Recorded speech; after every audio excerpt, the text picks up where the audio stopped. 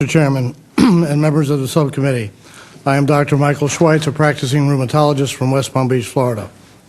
I would like to discuss the experience of physicians and my own personal experience impacted by one aspect of CMS regulations on small healthcare providers, namely the CMS demonstration project, referred to as the Recovery Audit Contractor Program, or RAC. The implementation of the demonstration has created unfair and expensive administrative burdens for physician practices, which are, after all, small businesses with limited capacity for dealing with arbitrary, ill-informed, and often very confusing policies of those contractors. Some of these problems are detailed in our written documents, and I will summarize some of them for you. Number one, recovery and review of old and previously adjudicated claims. In Florida, the RAC contractor, HDI, demanded multiple physician refund payments throughout the state for claims that had previously been reviewed and adjudicated by the Florida Medicare carrier. Two, errors by RACs misstating or misapplication of codes. Records were requested or refunds demanded involving hundreds of thousands of dollars from oncologists in Florida after the RAC erroneously misstated the codes for IV hydration, which is necessary during chemotherapy.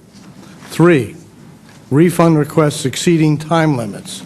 California urologists were asked by the RAC to refund payments on the basis of least costly alternative policy for drugs used to treat prostate cancer. The RAC was discovered to be misapplying CMS written policy by exceeding time limits for reviewing claims. Four, RACs have also taken on the role of interpreting clinical guidelines governing utilization for procedures, such as inpatient versus outpatient procedures for hysterectomies and the implantation of cardiac devices. And five, RACs have also applied new regulations retroactively to previously performed procedures. In Florida, hundreds of physicians were asked for refunds or records pertaining to spinal joint injections to relieve pain based on a 2003 commentary in the Federal Register, when the actual CMS policy had not been developed, distributed, or published until September of 2007. Hundreds of practices were forced to hire consultants or counsel and divert clinical and administrative staff in order to retrieve, review, and submit records to comply. And even some had payments withheld, creating significant cash flow problems for their practices. One practice, in fact, had their funds withheld before the demand letter was received. The RAC decisions, if successfully reversed on appeal, do not resolve secondary carrier withholds or demands that are triggered by CMS notifications.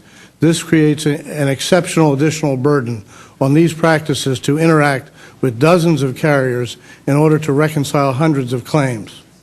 Our recommendations are outlined in our written testimony, but I will summarize some. These include, number one, as stated, changing the bounty hunter payment mechanism that seems to embolden RAC behavior.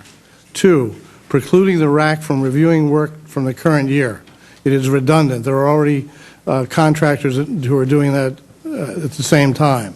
Three, shortening the look-back period to 12 months, from months 12 to 24. This should be a sufficient time. And four, and most importantly, CMS should remove medical necessity reviews from the RAC statement of work. We do not think that these reviews are appropriate for the RAC program and believe that they exceed the authority imparted to the RAC by Congress. These reviews should be conducted by clinicians with the relevant experience and expertise to make rational judgments. RACs do not appear to have used appropriately qualified staff for their reviews.